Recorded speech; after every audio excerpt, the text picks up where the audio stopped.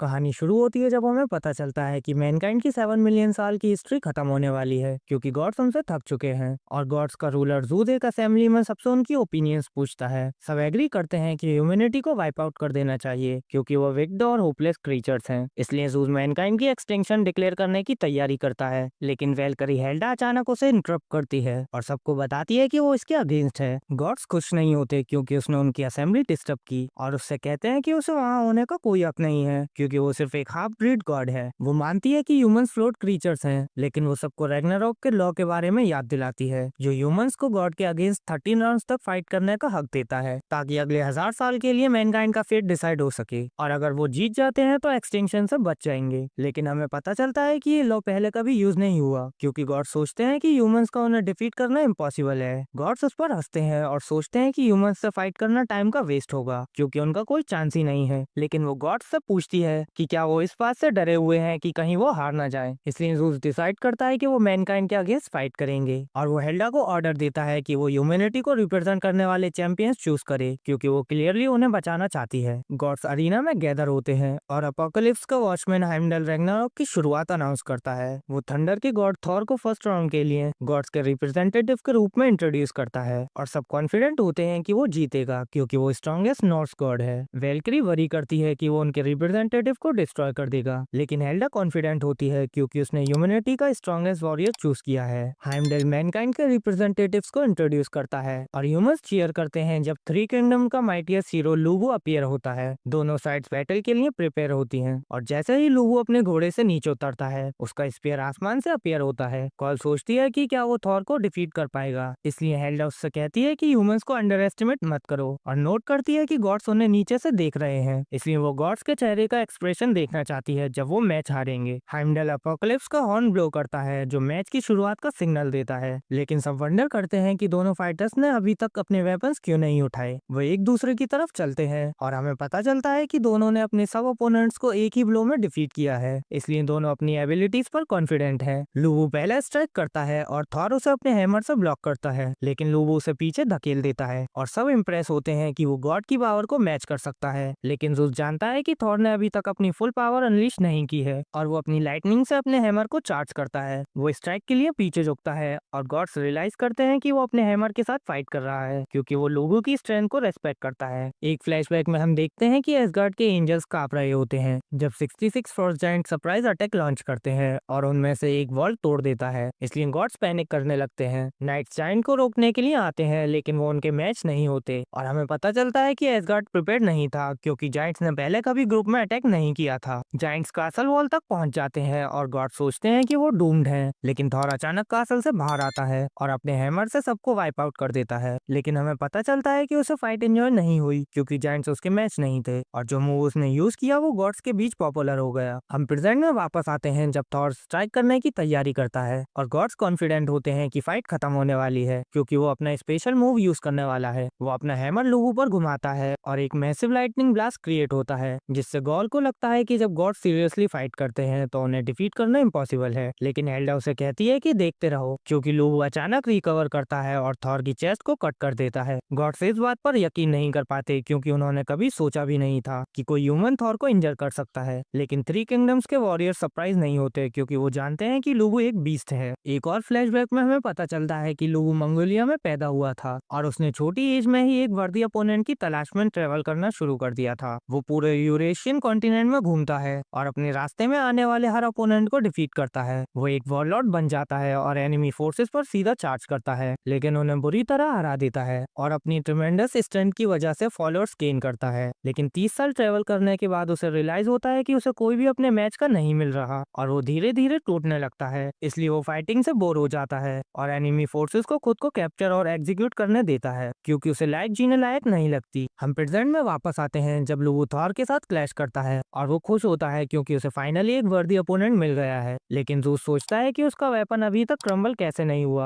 जब वो थॉर के हैमर के अगेंस्ट डिफेंड कर रहा है। फिर उसे रियलाइज होता है कि ये वेलकरी की पावर की वजह से है। हमें पता चलता है कि रैग्नारोक शुरू होने से पहले ही हेल्डा जानती थी कि ह्यूमैनिटी के ग्रेटेस्ट वॉरियर्स भी गॉड के अगेंस्ट कोई चांस नहीं रखते, क्योंकि उनके डिवाइन वेपन्स में अनइमेजिबल पावर होती है। वो नोट करती है कि ह्यूमन वेपन्स गॉड्स के अगेंस्ट यूज करने पर क्रम्बल हो जाते हैं, इसलिए गॉड डेस्पेयर में चली जाती है। लेकिन हेल्डा 11 वेलकरी को समन करती है। वो उनमें से एक, जिसका नाम रेंड्रिस है, उससे पूछती है कि क्या उसे थॉर के सेक्रेड आइटम्स के बारे में पता है। रेंड्रिस बताती है कि थॉर के पास आयरन ग्लव्स हैं जो हर अटैक को विथस्टैंड कर सकते हैं, और साथ ही हैमर जॉलनिर है जिसने फ्रॉस्ट जायंट्स को डिस्ट्रॉय किया था। हेल्डा जानती है कि ये वेपन्स ओपी हैं और नोट करती है कि जब तक वो उसके वेपन्स को मैच नहीं करते थॉर को डिफीट नहीं कर सकते। इसलिए वो रेंड्रिस से कहती है कि वो अपना बॉडी सेक्रीफाइस कर दे ताकि ह्यूमैनिटी फाइट जीत सके। हम वापस प्रेजेंट में आते हैं जब लूवू का स्पेयर ग्लो करता है और हमें पता चलता है कि रैंड ने वेलकरी वेलेंडर टेक्निक यूज करके खुद को एक डिवाइन वेपन में ट्रांसफॉर्म कर लिया है। वो थॉर पर भारी पड़ता है और उसे गिराने के लिए अटैक करने की तैयारी करता है, इसलिए थॉर उस अटैक को अपने ग्लव से ब्लॉक करता है। लेकिन हमें पता चलता है कि रैंड के पास किसी भी शील्ड को तोड़ने की पावर है और थॉर का ग्लव टूट जाता है, जो सबको शॉक कर देता है क्योंकि उसे हेवन का ग्रेटेस्ट आर्मर माना जाता था। हमें पता चलता है कि मिजोल्निर इतना ओवरपावर्ड माना जाता था कि वो पूरे कॉन्टिनेंट्स तक डिस्ट्रॉय कर सकता था और कोई भी उसे वील्ड नहीं कर सकता था क्योंकि कोई उसकी इमेंस पावर संभाल नहीं पाता था। लेकिन थॉर अपने हाथों को प्रोटेक्ट करने के लिए ग्लव्स यूज करता था। लेकिन अब जब उनमें से एक ग्लव डिस्ट्रॉय हो चुका है, ह्यूमन सेलिब्रेट करने लगते हैं क्योंकि उन्हें लगता है कि अब थॉर इसे यूज नहीं कर पाएगा। लूबू ऑफेंसिव पर चला जाता है और थॉर को उसके अटैक से बचने में मुश्किल होती है, लेकिन सब शॉक हो जाते हैं जब मिजोल्निर ट्रांसफॉर्म होना शुरू करता है। लोग उसके धड़कने की आवाज सुनते हैं जैसे वो जिंदा हो, और थॉर समझ जाता है कि वो फाइनली अवेकन हो चुका है, जो जूस को एक्साइटेड कर देता है। वो रिवील करता है कि लेजेंड को गलत समझा गया था क्योंकि ग्लव्स थॉर को मिजोल्निर से प्रोटेक्ट करने के लिए नहीं बने थे, बल्कि उसकी पावर को रिस्ट्रेन करने के लिए थे ताकि वो अवेकन होने से पहले उसे क्रश न कर दे। वो अपना दूसरा ग्लव भी उतार देता है और मिजोल्निर को अपने बेयर हैंड से उठाता है। वो अपनी पावर अनलीच करता है और लूबू से कहता है कि मरना मत, क्योंकि वो उनकी फाइट एंजॉय करना चाहता है। गॉड्स एक्साइटेड हो जाते हैं क्योंकि पहली बार वो थॉर को बिना होल्ड बैक लिए मिजोल्निर व्हील करते हुए देख रहे होते हैं, और वो अचानक उसे लूबू की तरफ थ्रो करता है जिसे लूबू मुश्किल से डॉज कर पाता है और काउंटर बैक की तैयारी करता है। लेकिन मिजोल्निर वापस आ जाता है, इसलिए वो अपना स्पेयर यूज करके उससे बच जाता है। और जब वो थॉर के पास वापस आता है तो थॉर मिजोल्निर को थ्रो करने की वेलोसिटी का यूज करके एक डिवास्टेटिंग ब्लो देता है। गॉड्स इसे पहचान लेते हैं कि यही वो मूव है जिससे उसने वर्ल्ड सरपेंट को डिफीट किया था। लेकिन लूबू मुस्कुराता है और सीधा चार्ज करके अटैक को होल्ड ऑन ले लेता है। एक एक्सप्लोजन पूरे अरीना को कवर कर लेता है और ह्यूमंस लूबू के लिए वरी करते हैं, लेकिन फिर उन्हें पता चलता है कि वो अटैक ब्लॉक कर पाया है, इसलिए वो उसके लिए चीयर करते हैं। लेकिन जैसे ही उन्हें पता चलता है कि उसकी लेग्स टूट चुकी हैं, वो रुक जाते हैं, और जब वो अपने घुटनों पर गिरता है ज़ूस सोचता है कि फाइट खत्म हो चुकी है। लेकिन उसका हॉर्स अचानक उसके पास आ जाता है और थॉर उसे अलाउ करता है कि वो उस पर राइड करे ताकि फाइट कंटिन्यू कर सके। लेकिन ब्रोकन लेग्स की वजह से उसे उठने में मुश्किल होती है और ह्यूमंस उसे चीयर करते रहते हैं, इसलिए वो खुद को फोर्स करके उठता है। गॉड हर्मीस सोचता है कि क्या ये रूल्स के अगेंस्ट है क्योंकि ये 1-on-1 बैटल होनी चाहिए, लेकिन ज़ूस कहता है कि हॉर्स बस लूबू के बॉडी का एक्सटेंशन है। लूबू अपने हॉर्स से बात करता है जो बैटल जीतने के लिए सब कुछ दांव पर लगाने को तैयार हो जाता है, और वो थॉर के चक्कर लगाने लगते हैं जबकि लूबू अपना स्पेशल मूव प्रिपेयर करता है। उसका एक डिसिपल याद करता है कि जब उसने लूबू को ट्रेनिंग करते देखा था क्योंकि वो अपनी टेक्निक परफेक्ट करना चाहता था, और सालों तक स्विंग करते हुए उसने काउंटलेस स्पीयर तोड़ दिए थे। आखिरकार वो अपनी टेक्निक मास्टर कर लेता है जो स्काई को 2 हिस्सों में स्प्लिट कर देती है। लेकिन हमें पता चलता है कि उसने ये कभी किसी पर यूज नहीं किया क्योंकि उसके सारे अपोनेंट उसके सामने टिक ही नहीं पाते थे। हम वापस प्रेजेंट में आते हैं जब लूबू के डिसिपल्स उसका अल्टीमेट मूव देखने के लिए एक्साइटेड होते हैं और वो थॉर पर चार्ज करता है, जो ये देखने के लिए एक्साइटेड होता है कि लूबू क्या कर सकता है। दोनों अपने अल्टीमेट मूव यूज करते हैं और एक पिलर ऑफ लाइट स्काई को पियर्स कर देता है जब वो एक दूसरे पर हेड ऑन अटैक करते हैं। लेकिन लूबू ओवरपावर्ड हो जाता है और रेंड्रिस मर जाती है जब उसका वेपन डिस्ट्रॉय हो जाता है, इसलिए सब समझ जाते हैं कि अब उसके लिए सब खत्म हो चुका है। लूबू खुश होता है कि उसे फाइनली अपना मैच मिल गया और वो सोचता है कि उसने सब कुछ ट्राई किया फिर भी वो थॉर को डिफीट नहीं कर पाया। वो एक बार फिर थॉर पर चार्ज करता है और अपने फाइनल मोमेंट एंजॉय करता है जब थॉर फिनिशिंग ब्लो देता है। हाइमडल थॉर को विनर अनाउंस करता है जबकि 3 किंगडम्स के हीरोज लूबू की डेथ का शोक मनाते हैं, लेकिन वो खुश हैं कि वो मुस्कुराते हुए मरा। गॉड्स घमंड करने लगते हैं कि ह्यूमंस उन्हें डिफीट नहीं कर सकते क्योंकि वो सुपीरियर बींग्स हैं, और हाइमडल थॉर को एग्जिट की तरफ चलने को कहता है, लेकिन लूबू के डिसिपल्स उसे रोक लेते हैं और कहते हैं कि उनका एग्जिस्टेंस अपने मास्टर के बिना मीनिंगलेस है, और थॉर से कहते हैं कि उन्हें भी उसके साथ जाने दे। इसलिए थॉर उनकी विश ग्रांट करता है और एक पावरफुल लाइटनिंग ब्लास्ट से उन्हें वाइप आउट कर देता है, लेकिन वो उन्हें अपने दोस्त लूबू के लिए ऑफरिंग बनने के लिए थैंक करता है। गॉल एल्डा से से पूछती है कि लूबो और रेंड्रिस के साथ क्या होगा,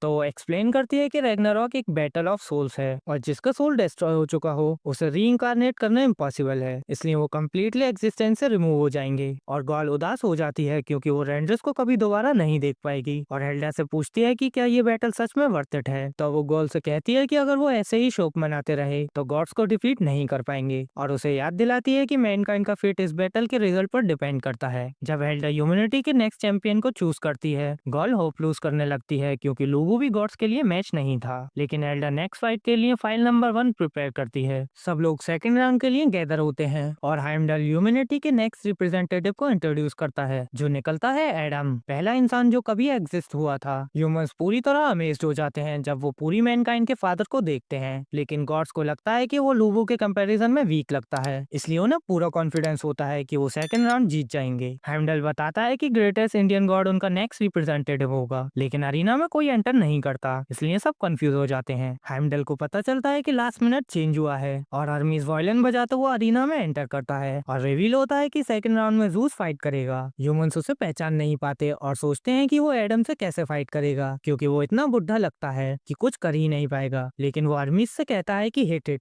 और जैसे ही ज़ूस का इंटरेस्ट म्यूजिक बजता है वो अचानक जैक्ड हो जाता है। गॉड्स उसके लिए चीयर करते हैं और ह्यूमंस कांप जाते हैं जब उन्हें समझ आता है कि वो कौन है। गॉल सोचती है कि वो सेकंड राउंड में क्यों फाइट कर रहा है जबकि उसे फाइनल बॉस होना चाहिए था, और हेल्डा नर्वस हो जाती है क्योंकि उसने कभी एक्सपेक्ट नहीं किया था कि वो एडम से लड़ेगा। हम थोड़े पहले का सीन देखते हैं जब शिवा अरीना में एंटर करने के लिए तैयार होता है, अपनी फाइट के लिए एक्साइटेड होता है, लेकिन ज़ूस उसे रोक लेता है और कहता है कि अब उसकी टर्न है। शिवा उससे कहता है कि निकल जाओ क्योंकि वो सेकंड राउंड में फाइट करना चाहता है, लेकिन ज़ूस उसे अपनी स्ट्रेंथ दिखा देता है, इसलिए शिवा इंटिमिडेटेड हो जाता है और ज़ूस की डिमांड मान लेता है। हम प्रेजेंट में वापस आते हैं जहाँ ज़ूस एडम से कहता है कि बिना डिवाइन वेपन के उसका कोई चांस नहीं है, लेकिन एडम अपने ऊपर खड़ी वैल्करी की तरफ पॉइंट करता है जो अपने पेगासस से जंप करती है। वो वेलेंडर यूज करती है और एडम के साथ मर्ज हो जाती है और उसके नकल डस्टर में ट्रांसफॉर्म हो जाती है, लेकिन एडम सोचता है कि ज़ूस के पास वेपन क्यों नहीं है और उससे कहता है कि बिना वेपन के फाइट करने का उसे पछतावा होगा। ये सुनकर ज़ूस गुस्सा हो जाता है और स्पीड ऑफ लाइट से चार्ज करता है, लेकिन एडम फिर भी उसे डॉज कर लेता है। ह्यूमंस पागल हो जाते हैं, लेकिन गॉड ऑफ वॉर अरीस को लगता है कि सिर्फ ज़ूस का अटैक डॉज कर लेने से सेलिब्रेट नहीं करना चाहिए। ज़ूस डिसाइड करता है कि अब होल्ड बैक नहीं करेगा और वो एडम पर रिडिकुलस स्पीड से अटैक करने लगता है, लेकिन फिर भी उसे हिट नहीं कर पाता चाहे उसके अटैक्स और फास्ट हो जा रहे हों। वो एडम की तारीफ करता है कि उसने सारे अटैक्स डॉज किए, लेकिन कहता है कि सिर्फ भागकर वो जीत नहीं सकता। एडम कहता है कि उसे ये पहले से पता है और अचानक ज़ूस का ही मूव उसी पर यूज कर देता है। ज़ूस को यकीन नहीं होता जो वो देख रहा होता है जब एडम उसी का कॉम्बो यूज करके उसे ह्यूमिलेट कर देता है और गॉड शॉक हो जाते हैं कि एडम ज़ूस को हर्ट कर पाया। गॉल समझ जाती है कि वो अमेजिंग है और मान लेती है कि उसने उसे अंडर एस्टिमेट किया था, तो हेल्डा उसे याद दिलाती है कि एडम को गॉड की अपनी इमेज में बनाया गया था, जो एक्सप्लेन करता है कि वो ज़ूस की टेक्निक इजीली कॉपी कर सकता है। ज़ूस कहता है कि उसे मजा आ रहा है, लेकिन वो अचानक अपने पैर मूव करना शुरू करता है और अरीस समझ जाता है कि वो किक से फाइट खत्म करने वाला है। ज़ूस एडम के आसपास मूव करता है और एडम अपनी आंखों से उसकी मूवमेंट ऑब्जर्व करके उसका अटैक डॉज कर लेता है। एडम उसकी फुटवर्क कॉपी करता है और उसे किक करके दूर कर देता है और कहता है कि उसे फाइटिंग पसंद नहीं है, लेकिन उसे पता है कि उसके पास चॉइस नहीं है क्योंकि ये एक कंपटीशन है। ज़ूस और गुस्सा हो जाता है और बड़ा हो जाता है और एडम को चैलेंज करता है कि वो उसका नेक्स्ट मूव कॉपी करके दिखाए, जिससे गॉड्स को समझ आ जाता है कि वो अब सीरियस होने वाला है। एक फ्लैशबैक में हम देखते हैं कि ज़ूस टूर्नामेंट में दूसरे गॉड्स को हरा देता है और एग्जिस्टेंस का सबसे पावरफुल गॉड बन जाता है, लेकिन हमें पता चलता है कि उसका फादर क्रोनिस ही अकेला था जो उसे हिट कर पाया था क्योंकि ज़ूस उसका अटैक देख नहीं पाया था। हम प्रेजेंट में वापस आते हैं जब ज़ूस क्रोनिस का मूव यूज करता है और टाइम को स्टॉप करके मेजरेबल स्पीड से एडम पर चार्ज करता है, लेकिन एडम फिर भी उसे काउंटर कर लेता है और जैसे ही टाइम रिज्यूम होता है सब शॉक हो जाते हैं जब वो ज़ूस को जमीन पर देखते हैं और सोचते हैं कि हुआ क्या, क्योंकि उन्होंने कुछ भी नहीं देखा। एरिस बताता है कि वो सब कुछ फॉलो कर पाया था जबकि दूसरे गॉड्स स्ट्रगल कर रहे थे क्योंकि ज़ूस और एडम बहुत फास्ट मूव कर रहे थे, लेकिन जब ज़ूस ने क्रोनिस का मूव यूज किया तो एरिस ने कुछ भी नहीं देखा और वो शॉक्ड रह गया जब उसने पल भर में ज़ूस का हेड ट्विस्ट होता देखा। हरमीस एक्सप्लेन करता है कि एडम ने क्रोनिस का मूव कॉपी करके ज़ूस को काउंटर किया, लेकिन एरिस पूछता है कि क्या उसे पक्का है क्योंकि वो खुद गॉड ऑफ वॉर होते हुए भी समझ नहीं पाया कि क्या हुआ। हेमडल अनाउंस करता है कि ज़ूस नॉकआउट हो चुका है और गॉल को यकीन नहीं होता कि एडम ज़ूस की पावर कॉपी करके उसे हरा सकता है। तो हेल्डा एक्सप्लेन करती है कि गॉड्स के लिए उसकी नफरत ही उसका स्ट्रेंथ का सोर्स है। हम देखते हैं कि जब एडम गार्डन ऑफ एडन में रहता था, उसके पास वो सब कुछ था जो उसे चाहिए था, लेकिन गॉड्स ने उसकी वाइफ पर फॉरबिडन फ्रूट खाने का इल्जाम लगा दिया। लेकिन हमें पता चलता है कि सरपेंट ने उसे झूठा एक्सक्यूज किया था, क्योंकि वो उसे अपने लिए चाहता था और वो एडम के प्रति वफादार रही।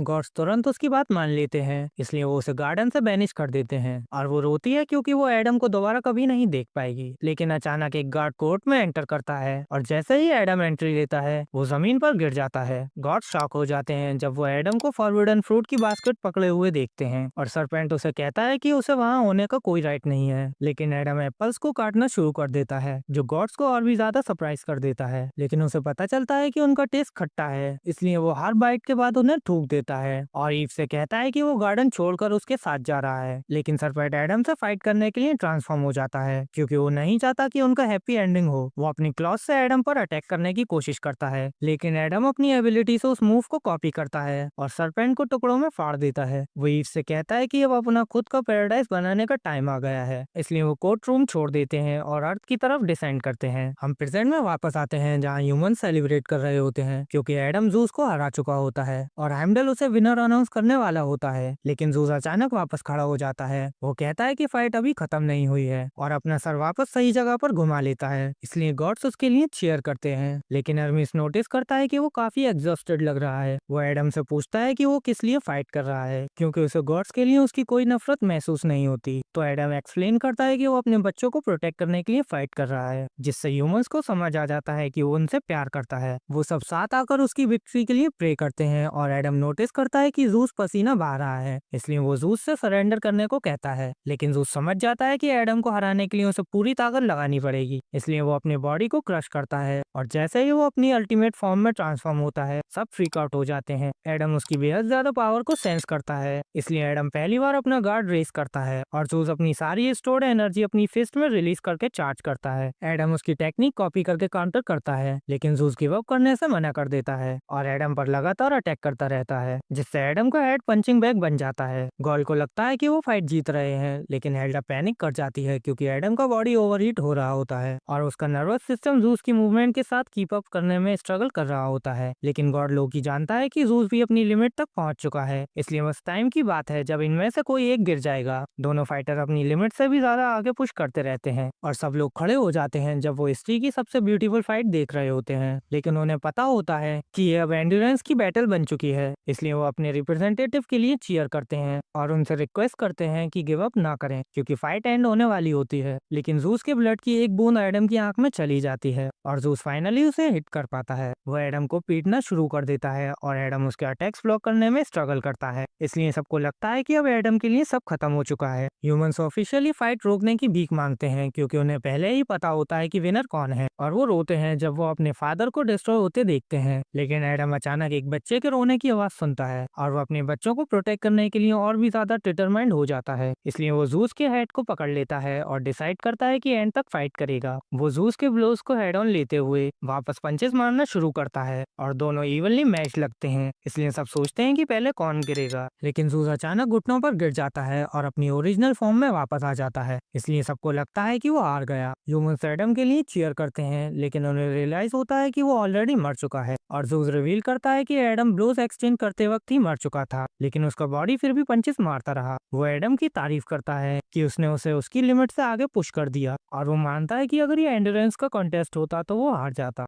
हेमडल जूस को बैटल का विनर अनाउंस करता है और ह्यूमंस रोते हैं जब एडम की सोल क्रम्बल हो जाती है, लेकिन वो उसे अवेंज करने के लिए रैग्नारॉक जीतने का डिटर्मिनेशन रखते हैं। उसके बाद गॉल सोचती है कि जो वेलकरी एडम के साथ मर्ज हुई थी वो क्यों मर गई, जबकि नकल डस्टर डैमेज भी नहीं हुआ था। तो वेलकरी हिस्ट्री एक्सप्लेन करती है कि अगर वो वलेंडर परफॉर्म करती हैं तो वो उसी पर्सन का फेट शेयर करती हैं जिसके साथ वो मर्ज होती हैं। हेल्डा डिफीट से कॉप करने के लिए खाना खाती है और सोचती है कि नेक्स्ट मैच जीतने के लिए जो भी करना पड़े वो करना होगा। लेकिन उसे पता चलता है कि पोसाइडन सीज का गॉड्स का नेक्स्ट रिप्रेजेंटेटिव होगा और गॉल सोचती है कि वो अपने बेस्ट फाइटर इतनी जल्दी क्यों भेज रहे हैं जबकि ये सिर्फ थर्ड राउंड है। हेल्डा सोचती है कि ह्यूमैनिटी के नेक्स्ट रिप्रेजेंटेटिव के रूप में उसे किसे चूज करना चाहिए। चाहिए, लेकिन अचानक एक मिस्टीरियस आदमी अपीयर होता है और थर्ड राउंड में फाइट करने के लिए वॉलंटियर करता है। वो उसे पहचान नहीं पाती, लेकिन जब वो अपनी फाइल खोलता है तो उसे रियलाइज होता है कि वो फेमस स्वॉर्डमैन कोजिरो सासाकी है। गर्ल सोचती है कि वो इतना बुढ़ा क्यों लग रहा है, जबकि सोल्स को उनकी प्राइम में समन किया जाना चाहिए। तब वो एक्सप्लेन करता है कि वो अभी अपनी स्ट्रॉन्गेस्ट फॉर्म में है, क्योंकि मरने के बाद भी उसने ट्रेनिंग करना कभी बंद नहीं किया। सब लोग थर्ड राउंड देखने के लिए इकट्ठा हो जाते हैं और तुरंत रियलाइज कर लेते हैं कि अरीना में पानी है, इसलिए उन्हें पता चल जाता है कि पोसाइडन गॉड्स को रिप्रेजेंट करेगा। जैसे ही वो एंट्री लेता है वो पानी को अलग कर देता है और हेमडल उसे सबसे खौफनाक गॉड के रूप में इंट्रोड्यूस करता है, लेकिन वो बैटल के लिए ज्यादा एक्साइटेड नहीं लगता। बाकी गॉड्स उससे डरते हैं क्योंकि वो जूस का बड़ा भाई है और कोजिरो बोट पर सवार होकर अपनी एंट्री लेता है।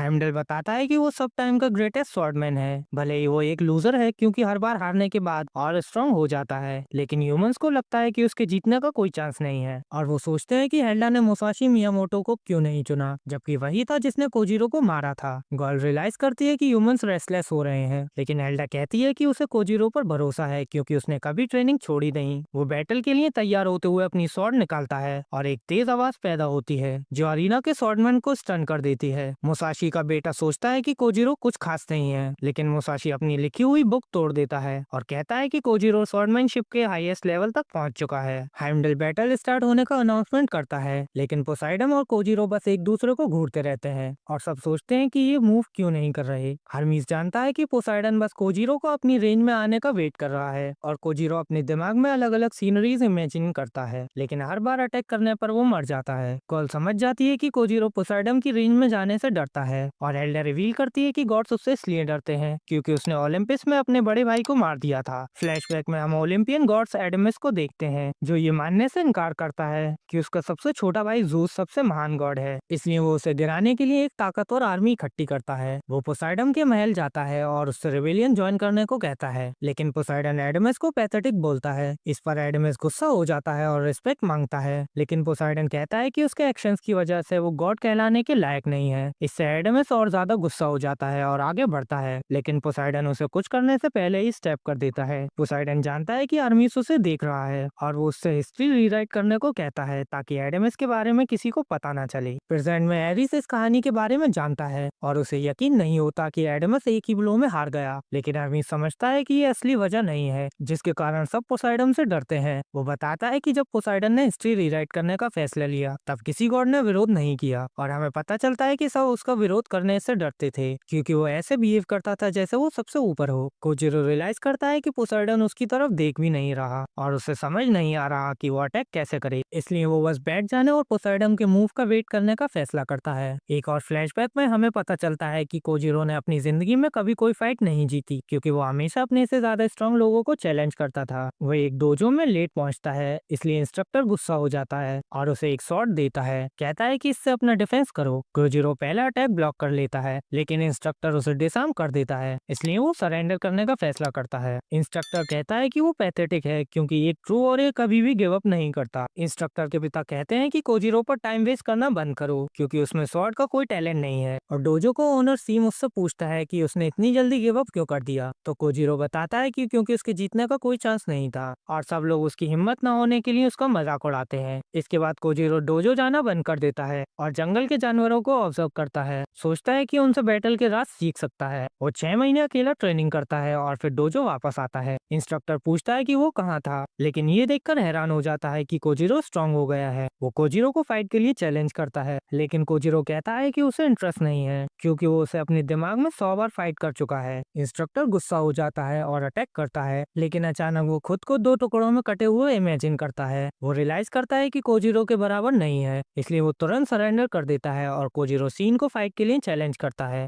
सीन एक वुडन स्वॉर्ड लेता है और अपनी पावर अनलीश करता है। कुछ सालों बाद सीन कोजिरो को एक केबिन में मिलने जाता है और हमें पता चलता है कि सीन अंधा हो चुका है, लेकिन वो महसूस कर लेता है कि कोजिरो उसके आगे निकल चुका है क्योंकि उसने कभी अकेली ट्रेनिंग नहीं छोड़ी। सीन उससे डोजो को इंस्ट्रक्टर बनने के लिए इनवाइट करता है, लेकिन कोजिरो कहता है कि वो जल्दी ही चला जाएगा ताकि अपने से बेहतर फाइटर्स को मिल सके। वो पूरे देश में घूमता है और बेस्ट स्वॉर्डमैन को चैलेंज करता है और सबसे हार जाता है, लेकिन वो अपनी हर गलती से सीखता है और हिस्ट्री का सबसे बड़ा लूजर बन जाता है। हम प्रेजेंट में वापस आते हैं जब कोजिरो रियलाइज करता है कि जिंदा रहने के लिए उसे पोसाइडन को हराना होगा, इसलिए वो पूरी ताकत से लड़ने का फैसला करता है। वो पोसाइडन पर झपटता है, लेकिन पहला अटैक मिस हो जाता है, इसलिए पोसाइडन उसे से स्टेप करने के लिए तैयार होता है, लेकिन कोजिरो अचानक बिजली जैसी स्पीड से अपनी स्वॉर्ड ऊपर की तरफ घुमाता है और पोसाइडम के बाल काट देता है। और मुसाशी को याद आता है जब कोजिरो ने यही टेक्निक उसके खिलाफ यूज की थी। पोसाइडन कोजिरो की तरफ बढ़ता है और जबरदस्त स्पीड से अपना ट्राइडेंट थ्रस्ट करता है, लेकिन कोजिरो फिर भी अटैक डॉज कर लेता है। हेल्डा जानती है कि कोजिरो के पास एडम जैसी पावर नहीं है, लेकिन उसने फाइट शुरू होने से पहले ही पोसाइडम का एनालिसिस कर लिया था और अपने दिमाग में उससे अनेक बार फाइट कर चुका था, इसलिए उसे पता है कि पोसाइडम के अटैक्स को कैसे हैंडल करना है। लेकिन पोसाइडन अचानक एक धुन सीटी में बजाता है और फिर जबरदस्त स्पीड के साथ कोजिरो पर चार्ज करता है और वो एक हिट लैंड करने में कामयाब हो जाता है। गॉड्स पोसाइडन के लिए चीयर करते हैं, लेकिन जैसा ही उन्हें रियलाइज होता है कि वो इरिटेट हो रहा है, वो रुक जाते हैं और कोजिरो उससे पूछता है कि वो अपने दोस्तों को चीयर करने क्यों नहीं देता। तो पोसाइडन एक्सप्लेन करता है कि गॉड्स को फ्रेंड की जरूरत नहीं होती, क्योंकि वो ऑलरेडी परफेक्ट बींग्स होते हैं जो सब कुछ अकेले कर सकते हैं। लेकिन कोजिरो उससे कहता है कि उनका एक्सटेंशन पैथेटिक है। इस पर पोसाइडन गुस्सा हो जाता है और कोजिरो पर एक भयानक बैरेज अनलीश करता है, लेकिन कोजिरो उसके सारे अटैक्स को ब्लॉक कर लेता है क्योंकि वो बैटल के दौरान इवॉल्व करता जा रहा होता है। कोजिरो पोसाइडन को कट करने की कोशिश करता है, लेकिन पोसाइडन अचानक गायब हो जाता है और अपनी ट्राइडेंट से कोजिरो की स्वॉर्ड को टुकड़ों में तोड़ देता है, जिससे सबको लगता है कि उसके लिए सब खत्म हो गया। वो सरेंडर करने के बारे में सोचता है, लेकिन वो जानता है कि वो ऐसा नहीं कर सकता और उसे मुसाशी के साथ अपना डुएल याद आ जाता है। हमें पता चलता है कि उनके डुएल के पीछे की कहानी सही नहीं थी, क्योंकि वो फाइट के 150 साल बाद लिखी गई थी और सच ये था कि कोजिरो ने गिव अप करने के बारे में सोचा था, लेकिन उसने एंड तक लड़ने का फैसला किया क्योंकि उसे पता था कि मजे के बीच क्विट करने का उसे हमेशा रिग्रेट रहेगा। मुसाशी रियलाइज करता है कि कोजिरो मरने के लिए तैयार है, इसलिए वो और ज्यादा फायर्ड अप हो जाता है और उसे मौत तक लड़ने के लिए तैयार हो जाता है। दोनों ब्लोस एक्सचेंज करते रहते हैं और अपने डुएल के मजे लेते हैं और कोजिरो फिर से मुसाशी के चेहरे पर स्लैश कर देता है, लेकिन मुसाशी तुरंत रिकवर कर लेता है और उसे फिनिशिंग ब्लो देता है। जब कोजिरो रियलाइज करता है कि उसके लिए सब खत्म हो चुका है, प्रेजेंट में वापस आकर कोजिरो अपनी स्वॉर्ड के दोनों टुकड़े उठाता है और कहता है कि वो पोसाइडन से कभी नहीं हारेगा, क्योंकि उसे लूजर होने का मतलब पता ही नहीं है। उसकी स्वॉर्ड के दोनों टुकड़े चमकने लगते हैं जब रेज दोबारा वोलेंडर यूज करती है और दो अलग अलग स्वॉर्ड्स में ट्रांसफॉर्म हो जाती है। गॉल सोचती है कि वो ऐसा कैसे कर पाई, तो हेल्डा उसे याद दिलाती है कि रेज की डुअल पर्सनैलिटी है और वो एक ही वेलकरी है जिसके अंदर दो पावर्स बसती हैं। गॉल सोचती है कि हेल्डा ने पहले ही प्रेडिक्ट कर लिया था कि कोजिरो की स्वॉर्ड टूट जाएगी, इसलिए उसने रेज को उसके साथ मर्ज होने के लिए चुना, लेकिन वो रिवील करती है कि वो सिर्फ लकी हो गए थे। पोसाइडन फिर से कोजिरो पर अटैक करता है, लेकिन कोजिरो अटैक्स ब्लॉक करता है और आगे बढ़ता है जब वो उन स्वॉर्डमैन के मूव्स कॉपी करता है जिन्होंने उन्हें हराया था। गॉड्स पैनिक हो जाते हैं जब कोजिरो पोसाइडन को कट करना शुरू करता है। पोसाइडन फिर से स्टेप करने की कोशिश करता है, लेकिन कोजिरो मुसाशी की टेक्निक यूज करके अटैक ब्लॉक कर लेता है। सब रियलाइज कर लेते हैं कि वो पोसाइडन को चोट पहुंचा पाया है, इसलिए ह्यूमंस उसके लिए चीयर करते हैं, लेकिन पोसाइडन अचानक फिर से सीटी बजाता है और अपने खून से बाल पीछे बांध लेता है। वो सीरियसली फाइट करने का फैसला करता है और तुरंत कोजिरो के शोल्डर पर हिट करता है। तो कोजिरो अपनी एनालिस करने की एबिलिटी यूज करता है, लेकिन फिर भी ब्लॉक करने में स्ट्रगल करता है क्योंकि वो पोसाइडन की स्पीड के साथ कीप अप नहीं कर पा रहा और पोसाइडन अपना अल्टीमेट मूव यूज करता है और हर डायरेक्शन से अटैक करता है। अटैक्स ब्लॉक करते हुए कोजिरो सोचने लगता है कि क्या वो जीत पाएगा, लेकिन उसे वो सारे स्वॉर्डमैन याद आ जाते हैं जिन्होंने उसे हराया था और वो उनकी चीयरिंग सुनता है, इसलिए वो और ज्यादा फायर्ड अप हो जाता है और गिव अप करने से इनकार कर देता है। वो खून बहाता है जब पोसाइडन उसे बार बार स्टेप करता है, लेकिन वो एक अटैक पैरी कर लेता है और कहता है कि उस जैसा लूजर भी जीतना चाहता है। उसे पूरी क्रिएशन को पढ़ने की एबिलिटी मिल जाती है, जिससे वो कॉस्मोस के एलिमेंट्स का यूज करके अपने अपोनेंट को मूव्स को प्रेडिक्ट कर सकता है और इसी से वो पोसाइडन के अटैक्स डॉज करता है। गॉड्स शॉक हो जाते हैं जब उन्हें रियलाइज होता है कि कोजिरो पोसाइडन के सारे मूव्स पढ़ रहा है और वो उसकी तरफ झपटता है। तो पोसाइडन उसके दिल को टारगेट करता है, लेकिन कोजिरो उसका हाथ काट देता है और पोसाइडन फाइट बैक करने की कोशिश करता है, लेकिन गॉड्स कांप जाते हैं जब कोजिरो उसे टुकड़ों में काट देता है। ह्यूमंस गॉड के खिलाफ अपनी पहली विक्ट्री सेलिब्रेट करते हैं और हाइमडल अनाउंस करता है कि कोजिरो विनर है, लेकिन गॉड्स खुश नहीं होते क्योंकि उनका सबसे खौफनाक वॉरियर हार गया है। कोजिरो गिरने ही वाला होता है, लेकिन रेस उसे संभाल लेती है और वो उसे बैटल जीतने में मदद करने के लिए थैंक करता है। दोनों साथ में अरीना छोड़ देते हैं और गॉल खुश होती है कि आखिरकार उन्होंने गॉड्स के खिलाफ जीत हासिल कर ली, लेकिन एल्डा उसे याद दिलाती है कि अभी सब खत्म नहीं हुआ क्योंकि उन्हें अभी और 6 बार जीतना है। इसके बाद गॉड सूस के रूप में इकट्ठा होते हैं, जहां वो डिस्कस करते हैं कि कैसे मैनकाइंड ने पोसाइडन को हराया और पहले 2 राउंड जीतने के करीब आ गया। तो जूस कहता है कि उन्हें मानना पड़ेगा कि ह्यूमंस स्ट्रांग है और अब रैग्नारॉक को सीरियसली लेना होगा क्योंकि हेल्डा उन्हें हराने के लिए कुछ भी करने को तैयार है।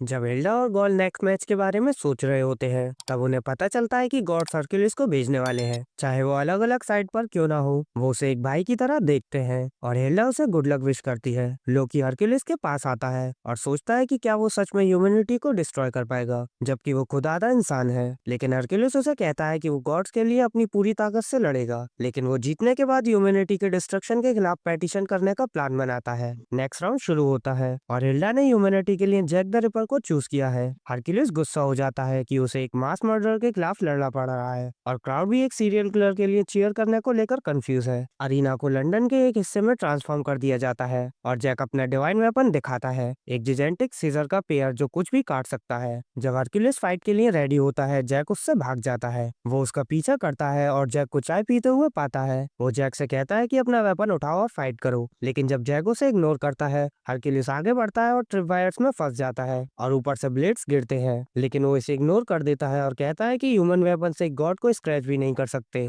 जैक भागने के लिए ग्रैपलिंग हुक फायर करता है, लेकिन हरक्यूलिस उसके पीछे जंप करता है और अपना क्लब घुमाता है, जिससे जैक अपनी सीजर से ब्लॉक करता है, लेकिन सीजर टूट जाती है। जैक पीछे हटता है और नाइफ्स की तरफ हाथ बढ़ाता है, लेकिन हरक्यूलिस उसे याद दिलाता है कि वो उसके खिलाफ बेकार है, लेकिन नाइफ सच में उसके अंदर घुस जाती है। हरक्यूलिस सोचता है कि ये कैसे पॉसिबल है और जैक रिवील करता है कि उसने सीजर्स के बारे में झूठ बोला था, क्योंकि उसका असली डिवाइन वेपन उसका सेशल है, जिससे वो कोई भी डिवाइन वेपन बना सकता है जब तक वो बैग में फिट हो सके। जैक लगातार नाइफ फेंकता रहता है, हरक्यूलिस उन्हें हटा देता है, लेकिन कुछ नाइफ्स लग जाती हैं। इसके बावजूद हरक्यूलिस आगे बढ़ता रहता है। जब हरक्यूलिस अपना क्लब घुमाता है, जैक एक अम्ब्रेला असेंबल करता है, उसे घुमाता है और अटैक डाइवर्ट कर देता है। जैक उसे टॉन्ट करता है और हरक्यूलिस अपनी 12 लेवर्स में से एक एक्टिवेट करता है। उसका टैटू बढ़ने लगता है और उसका क्लब ट्रांसफॉर्म हो जाता है, जो लायन जैसी शॉक वेव बनाकर जैक को हिट करता है और उसे एक बिल्डिंग में उड़ा देता है। जैक वापस खड़ा हो जाता है और अपने डिसलोकेटेड शोल्डर को वापस जगह पर स्नैप कर देता है। हरक्यूलिस के टैटूज पूरी बॉडी में फैल जाते हैं और लोकी एरिस से उनके बारे में पूछता है, तो एरिस एक्सप्लेन करता है कि जब हरक्यूलिस ने 12 लेवर्स कंप्लीट किए और 12 डिवाइन आर्ट्स मास्टर किए, तो उन पावर्स के साथ उसे एक प्राइस भी आई, और हर बार जब वो उन्हें यूज करता, उसके टैटूज और फैल जाते हैं, और हर बार ऐसा होता है उसे इतना अनबेरेबल पेन होता है जो एक नॉर्मल गॉड को भी नॉकआउट कर दे, और अगर टैटूज उसकी पूरी बॉडी कवर कर ले तो वो मर जाएगा। लेकिन एरिस को उस पर भरोसा है। वो कहता है कि उसकी विल इतनी स्ट्रांग है कि गॉड्स भी उसे तोड़ नहीं सकते। हम देखते हैं कि हजारों साल पहले कैस्टर नाम का एक लड़का बुली हो रहा था। उसका दोस्त एल्सिटिस उसके लिए खड़ा होने की कोशिश करता है, लेकिन वो भी पिट जाता है। कैस्टर सोचता है कि जब वो इतना वीक है तो फाइट क्यों की, लेकिन एल्सिटिस कहता है कि ये सही चीज थी। पतला सा बच्चा होने के बावजूद उसका दिल और सेंस ऑफ जस्टिस सबसे बड़ा था। वो जितनी मेहनत कर सकता था करता रहा, लेकिन बुलीज उसका मजाक उड़ाते हैं और कहते हैं कि उसे मंदिर में रखा जूस का खून पीना चाहिए, क्योंकि लेजेंड्स के मुताबिक अगर कोई ट्रू हीरो उसे पीता है तो वो इमोर्टल बन जाता है, लेकिन अगर वो ट्रू हीरो नहीं हुए तो वो तुरंत मर जाएंगे। कैस्टर एल्सिटिस से कहता है कि उन पर भरोसा मत करो, क्योंकि ये सिर्फ एक लेजेंड है, और एल्सिटिस कहता है कि उसे पता है चाहे वो स्ट्रॉन्ग बनना चाहता हो, लेकिन अगर कोशिश में ही मर जाए तो कोई मतलब नहीं। वो ट्रेनिंग जारी रखता है और टाइम के साथ एक ऐसा पॉइंट आता है जब कोई भी उसका मजाक उड़ाने वाला नहीं रहता। गॉड्स की काउंसिल के दौरान उन्हें लगता है कि ह्यूमन बहुत ज्यादा वीक्ड हो गए हैं, इसलिए एरिस को उन सबको खत्म करने के लिए भेजा जाता है। ह्यूमंस डर जाते हैं, लेकिन एल्सिटिस उसके सामने खड़ा हो जाता है। एरिस आसानी से उसे लात मारकर दूर फेंक देता है, लेकिन वो फिर से उठकर उसका सामना करता है। वो सब कुछ दांव पर लगाने का फैसला करता है और जूस का खून पीता है, लेकिन उस पर वायलेंट रिएक्शन होता है और वो जमीन पर गिर जाता है। जब एरिस आगे बढ़ता रहता है, एल्सिटिस वापस उठ जाता है और उसका बॉडी और स्ट्रांग हो चुका होता है। सारे सोल्जर उस पर चार्ज करते हैं, लेकिन एल्सिटिस उन सबको हरा देता है और एरिस के साथ 1-on-1 फाइट करता है। दोनों में से कोई पीछे नहीं हटता, लेकिन जूस अपीयर होता है और फाइट रोक देता है। वो एल्सिटिस से कहता है कि वो गॉड बनेगा, क्योंकि अगर उसे अर्थ पर छोड़ दिया गया तो वो सिर्फ ट्रबल क्रिएट करेगा। एल्सिटिस इस कंडीशन पर एग्री करता है कि गॉड्स कसम खाएंगे कि वो दोबारा मैनकाइंड को नुकसान नहीं पहुंचाएंगे, और अगले 400 सालों तक गॉड्स ने अर्थ के अफेयर्स में इंटरफेयर नहीं किया, और एल्सिटिस जूस के बेटे के रूप में गॉड्स के बीच अपनी जगह ले लेता है। हेरा के नाम पर उसका नाम रखा जाता है और वो हरक्यूलिस के नाम से जाना जाता है। जैक और हरक्यूलिस की फाइट जारी रहती है। जब जैक अपनी ब्लेड्स और नाइफ फेंकता है, वो इधर उधर जंप करता रहता है, लेकिन जब हरक्यूलिस पास आता है, जैक हवा में उछलने लगता है और पता चलता है कि जंप करते वक्त उसने वायर सेट की थी। हरक्यूलिस सोचता है कि इसके पास और कितने ट्रिक्स हैं और जैक हवा में नाइफ फेंकता है और वायर्स का यूज करके उन्हें और ज्यादा स्पीड से चला देता है। नाइफ हर तरफ बाउंस होती है और हरक्यूलिस को खुद को डिफेंड करने में मुश्किल होती है। हरक्यूलिस 6 लेवर यूज करता है, अपने क्लब को बर्ड में ट्रांसफॉर्म करता है और एक पावरफुल विंड क्रिएट करता है जो नाइफ को वापस जैक की तरफ उड़ा देते हैं। जैक हिट होता है और उसका मेंटल डिस्ट्रॉय हो जाता है, लेकिन इससे जैक की स्पेशल आई रिवील हो जाती है। वो हरक्यूलिस की अनवेवरिंग विल को देखकर हैरान हो जाता है, उसे एक ब्रिलियंट लाइट के साथ देखता है और सोचता है कि जब वो मरेगा तब उसका कलर कैसे चेंज होगा। हम जैक को एक बच्चे के रूप में देखते हैं जो कचरे से खाना चुराता हुआ पकड़ा जाता है। उसे गार्ड पीट देता है और जैक उस आदमी का ऑरा रेड देखता है जो मैलिस और रेज दिखाता है, लेकिन जब वो खाने के लिए भीख मांगता है आदमी का ऑरा ब्लू हो जाता है, जिसे जैक सुपीरियरिटी का कलर समझता है। जैक थोड़ा खाना लेकर चला जाता है और घर की तरफ जाता है, सोचता है कि उसकी माँ खुश होगी। वो उस ब्रोथल पहुंचता है जहाँ वो रहते हैं। उसकी माँ देखती है कि वो इंजर्ड है और तुरंत उसका ट्रीटमेंट करती है और जैक उसे सबसे खूबसूरत इंसान के रूप में देखता है, एक ब्रिलियंट गोल्डन ऑरा के साथ। एक दिन जब जैक पढ़ रहा होता है, ब्रोथल की एक औरत सोचती है कि उसकी माँ ने उसे क्यों रखा जबकि उसने पहले अपनी 5 प्रेगनेंसीज अबॉर्ट कर दी थी। वो जैक पर तरस खाती है क्योंकि उसे ऐसे माहौल में बड़ा होना पड़ रहा है, लेकिन जैक कहता है कि वो खुश है और अपनी माँ के प्यार में कंफर्ट पाता है। लेकिन एक दिन जब वो खाना लेकर घर लौटता है, वो देखता है कि उसकी माँ न्यूज़पेपर पढ़ते हुए रो रही है। उसे पता चलता है कि जिस आदमी से वो प्यार करती थी उसकी शादी हो चुकी है। उस आदमी ने 13 साल पहले वापस आने का वादा किया था, इसलिए वो पूरी तरह से टूट जाती है। जब जैक अपनी माँ को तसल्ली देने की कोशिश करता है और कहता है कि उनके पास अभी भी एक दूसरे हैं, तब वो उस पर चिल्लाती है, कहती है कि वो बेकार है और काश उसने उसे अवॉइड कर दिया होता। उसे एहसास होता है कि वो सिर्फ एक टूल था, उसे उस आदमी से जोड़ने के लिए जिससे वो प्यार करती थी। और जैक देखता है कि उसकी माँ का कलर रेड हो रहा है। वो उसका गला घोटना शुरू करता है उस कलर को डिस्गस्टिंग समझकर, और वो पर्पल हो जाती है। ये समझकर कि ये फियर का कलर है, उसे ये ब्यूटीफुल लगता है। उसकी माँ खुद को छुड़ा लेती है, लेकिन जैक उसके गले में चाकू घोंप देता है, कहते हुए कि वो आज सबसे ज्यादा ब्यूटीफुल लग रही है। जैक हरक्यूलिस को कहता है कि जब लोग मरते हैं तो वो एक ब्यूटीफुल साइट होता है जब सब फेयर में बदल जाते हैं, लेकिन हरक्यूलिस कहता है कि जब वो मरेगा तो उसमें फेयर का एक भी हिंट नहीं होगा क्योंकि वो सिर्फ जस्टिस की कमी से डरता है। दोनों अपनी फाइट जारी रखते हैं और आखिरकार जैक कॉर्नर हो जाता है बिग बैन के अगेंस्ट पीक लगाकर। जैक भागने के लिए अपनी ग्रैपलिंग गन यूज करता है, लेकिन हरक्यूलिस टावर को गिरा देता है। जैक क्लॉक के आर्म्स को पकड़ने में कामयाब हो जाता है और हरक्यूलिस अपना 7th लेवर यूज करने की तैयारी करता है। क्लॉक का फेस अलग हो जाता है और जैक उसे हरक्यूलिस की तरफ फेंक देता है। हरक्यूलिस उसे याद दिलाता है कि मोटर वेपन्स उसे नुकसान नहीं पहुंचा सकते, लेकिन जब वो उसे ब्लॉक करने की कोशिश करता है उसका हाथ कट जाता है और जैक रिवील करता है कि उसने झूठ बोला था कि उसका सेशल ही इसका डिवाइन वेपन है। कहता है कि ये सिर्फ एक ब्लफ था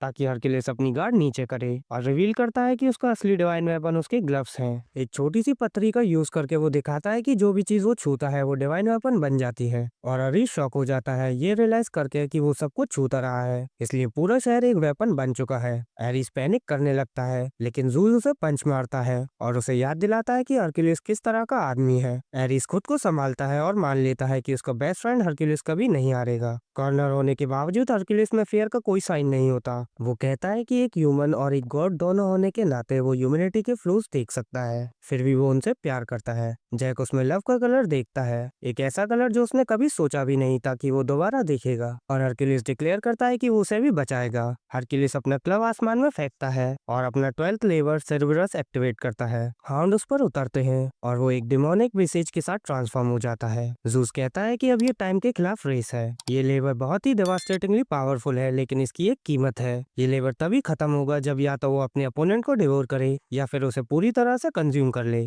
दोनों के बीच फाइट और ज्यादा इंटेंस हो जाती है और हरक्यूलिस आसानी से हर चीज को डिस्ट्रॉय कर देता है जो जैक उस पर फेंकता है। बहुत से अटैक्स डॉज करने के बावजूद जैक खुद को एक मैनहोल से शील्ड करता है, लेकिन हरक्यूलिस सीधा उसे पंच करके तोड़ देता है और हिट लैंड करता है। जैक अपनी ग्रैपलिंग हुक से भागने की कोशिश करता है, लेकिन हरक्यूलिस उसके पीछे जंप करता है, उसे पंच करके नीचे गिरा देता है और जैक मेटल फेंस पर इम्पेल हो जाता है। वो खुद को काट कर फ्री करता है और हरक्यूलिस उससे कहता है कि भागने के लिए कोई जगह नहीं बची, लेकिन जैक उसे याद दिलाता है कि पूरा लंदन ही उसका वेपन है। वो अपने पीछे वाली बिल्डिंग को काट देता है और जब वो गिरती है वो हरक्यूलिस से बाउंस होकर भाग जाता है और हरक्यूलिस बिल्डिंग के नीचे दब जाता है। फाइट खत्म होते हुई लगती है, लेकिन अरीस हरक्यूलिस को उठने के लिए चिल्लाता है और उसी पल हरक्यूलिस रबल के अंदर से निकल आता है। दोबारा खड़ा होकर वो जैक से कहता है कि वो जो भी करे उसका राइट ईयर शर्ट कभी नहीं हिलेगा। जैक उसे थैंक्स कहता है, ये रियलाइज करके कि उसकी माँ का कलर फेक था। उसे कभी पता ही नहीं था ट्रू लव इतना ब्यूटीफुल होता है, लेकिन वो फिर भी उसे फेयर में बदलना चाहता है। जैक लकड़ी का एक टुकड़ा और दरवाजे का हिस्सा उठाता है,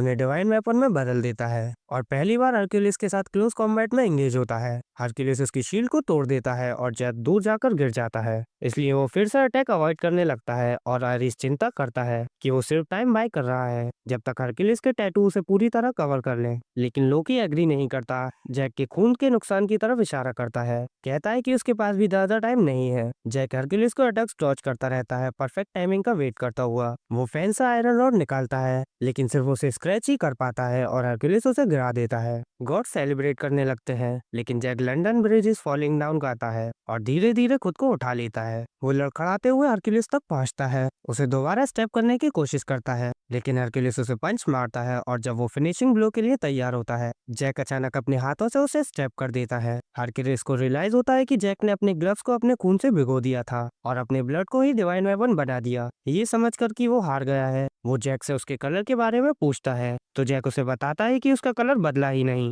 हरक्यूलिस खुश होता है, जैक को हक करता है और उसे याद दिलाता है कि वो हमेशा मैनकाइंड से प्यार करेगा। उसकी सोल टूट जाती है और गॉड्स बिल्कुल स्पीचलेस रह जाते हैं। जब वो फेड होता है वो उम्मीद करता है कि हेल्डा देख रही होगी, कहता है कि ह्यूमंस को बचाने का बाकी काम वो उस पर छोड़ता है। गॉल हरक्यूलिस के लिए रोती है और हेल्डा से पूछती है कि क्या वो खुश है कि जैक ने उसे मार दिया, लेकिन हेल्डा कहती है कि वो सिर्फ वही कर रही है जो ह्यूमैनिटी को बचाने के लिए जरूरी है। हेल्डा एक रूम में जाती है जहाँ वो फॉलन हीरोज को रिस्पेक्ट देती है और रोते हुए हरक्यूलिस के लिए एक कप ऐड करती है, कहती है कि सब कुछ खत्म होने के बाद वो भी उसके पास आ जाएगी। जब एरिस हरक्यूलिस की डेथ पर शोक मना रहा होता है, जूस गुस्से में आ जाता है कि अब इसको ह्यूमैनिटी के साथ टाई हो गया है। 2 बाय 2 का वो अपनी फ्रस्ट्रेशन निकालता है, उनका व्यूइंग एरिया डिस्ट्रॉय कर देता है और ह्यूमैनिटी को लीड देने से मना कर देता है। हम गॉड बूढ़ा से मिलते हैं जब वो लोकी को अपना वेट करते हुए देखते हैं। बूढ़ा सोचता है कि क्या वो फाइट पिक करना चाहता है, लेकिन लोकी सिर्फ उससे वॉलंडर के बारे में पूछता है। वो सोचता है ये अजीब है कि वेलकरी के पास इतनी पावरफुल टेक्निक कैसे है। वो बूढ़ा पर इल्जाम लगाता है कि वो अपनी पावर का यूज ह्यूमन की मदद के लिए कर रहा है और पूछता है कि क्या वो ट्रेटर है। माहौल टेंस हो जाता है और उसी पर 7 गॉड्स ऑफ फॉर्च्यून आ जाते हैं और वो भी बूढ़ा पर जजमेंट देना चाहते हैं। उनमें से एक, जिसका नाम ईबुसु है, उसे इंटिमिडेट करने की कोशिश करता है लेकिन बूढ़ा बिल्कुल बॉदर नहीं होता। ईबुसु उसे मारने की कोशिश करता है लेकिन बूढ़ा अपनी लॉलीपॉप लॉन्च करके उसका अटैक रोक देता है। गॉड्स ऑफ फॉर्च्यून बैटल के लिए प्रिपेयर हो जाते हैं और लोकी भी उनकी साइड ज्वाइन कर लेता है। बूढ़ा उनसे कहता है ब्रिंग इट ऑन और अपनी पावर अनलीश करता है। उसी पल कोजिरो 2 और ह्यूमैनिटी के हीरोज के साथ आ जाता है। वो बूढ़ा की साइड ले लेते हैं, गॉड से फाइट करने के लिए प्रिपेयर होते हैं लेकिन जूस अचानक जमीन को स्मैश कर देता है और सब कुछ रोक देता है। ईबुसु अभी भी फाइट करना चाहता है लेकिन ओडिन एक मेनेसिंग ऑरा अनलीश करता है, सबको इंटिमिडेट कर देता है और सब लोग वहां से चले जाने का फैसला कर लेते हैं। जूस बूढ़ा को वार्निंग देता है कि ट्रिबल क्रिएट ना करे, लेकिन बूढ़ा हंस देता है और कहता है कि वो किसी के ऑर्डर्स नहीं लेता। मीनवाइल गॉल अपने आउटवर्ड्स के लिए हिल्डा से माफी मांगती है लेकिन हिल्डा उसे कहती है कि इसकी कोई जरूरत नहीं है और कहती है कि उन्हें मैनकाइंड के लिए साथ मिलकर काम करना चाहिए। वो अपना नेक्स्ट हीरो के क्वार्टर में विजिट करते हैं जहाँ वो एक बहुत बड़े और मैसिव आदमी को सोते हुए देखते हैं। हिल्डा उसे जगाती है और बताती है कि अब उसकी फाइट का टर्न आ गया है। वो आदमी उठता है और हम राइडन टू मिनान से मिलते हैं जो मैनकाइंड का ग्रेटेस्ट सुमो रेसलर है। राइडन सोचता है क्या वो हिल्डा के साथ मर्ज होगा, लेकिन हिल्डा कहती है कि उसके लिए कोई और ज्यादा सुटेबल है। तब एक जाइंट औरत जिसका नाम थर्ड है रूम में एंटर करती है और खुद को उसकी पार्टनर के रूप में इंट्रोड्यूस करती है। राइडन उसे देखकर शॉक हो जाता है और थर्ड सोचती है कि वो उसकी अपीयरेंस देखकर डिसअपॉइंटेड है, लेकिन राइडन एक्चुअली खुश होता है और कहता है कि वो परफेक्ट है,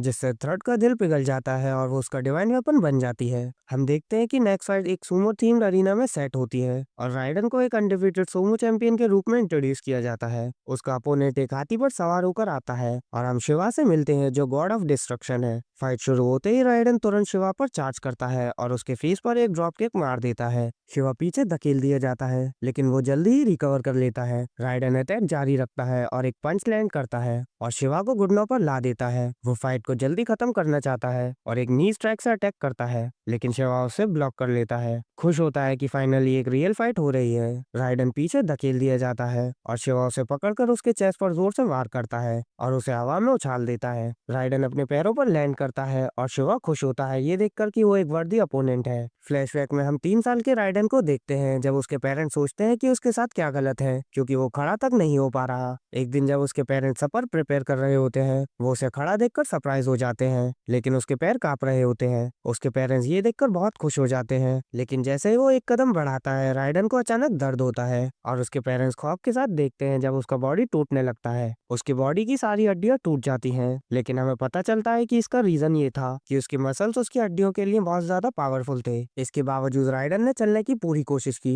और धीरे धीरे वो मैनेज कर लेता है, क्योंकि उसका बॉडी और ज्यादा मसल क्रिएट करता है ताकि उसकी पावर को रिस्ट्रेन किया जा सके, एक सील बनाकर जिसे हंट सील कहा जाता है। प्रेजेंट में वापस आकर राइडन खुद को एक थप्पड़ मारता है और अपनी 100 सील्स अनलॉक कर देता है। उसके मसल्स बर्जर हो जाते हैं और शिवा सोचता है कि वो खुद को ही डिस्ट्रॉय कर देगा, लेकिन राइडन थ्रेड को मदद के लिए बुलाता है और अपने मसल को कंट्रोल में ले आता है। हमें पता चलता है कि उसकी बॉडी पर जो लाइंस हैं वो एक्चुअली उसका वॉलंडर है, जो उसे अपनी मसल पर पूरा कंट्रोल देते हैं। गॉल शॉक रह जाती है ये रियलाइज करके कि राइडन अपनी 100 सील से रिस्ट्रिक्ट होने के बावजूद स्ट्रॉन्गेस्ट बन गया था। राइडन का बॉडी स्टेबलाइज होता है और वो पूरी ताकत से शिवा पर चार्ज करके पंच मारता है। शिवा उड़कर दूर चला जाता है और उसे राइडन की पावर का क्लियर डिफरेंस महसूस होता है। सब लोग राइडन के लिए चीयर करते हैं और शिवा मुश्किल से खड़ा हुआ दिखता है। राइडन हेडबट से उसे खत्म करने की कोशिश करता है, लेकिन नुकसान खुद राइडन को हो जाता है। शिवा काउंटर अटैक करता है और पंच से उसे दूर फेंक देता है, यह रिवील करते हुए कि उसका सर पत्थर जितना सख्त है। शिवा लगातार अटैक्स की बारिश कर देता है और राइडन बस ब्लॉक ही कर पाता है। राइडन कुछ डैमेज लेता है, लेकिन वो शिवा के आर्म को पकड़ लेता है और अपनी ब्रूट स्ट्रेंथ से उसे तुरंत क्रश कर देता है। शिवा उसे किक मार के दूर फेंक देता है और सब लोग उसका टूटा हुआ आर्म देखते हैं। बाकी गॉड्स कांप जाते हैं, लेकिन इंडियन गॉड शिवा को अच्छे से जानते हैं और उसे चीयर करते हैं। शिवा उन्हें अपने लिए चीयर करते हुए सुनता है और हमें पता चलता है कि उसने कभी अपने दोस्तों को निराश नहीं किया। शिवा रियलाइज करता है कि वो उनके लिए भी फाइट कर रहा है, इसलिए वो और ज्यादा फायर्ड अप हो जाता है।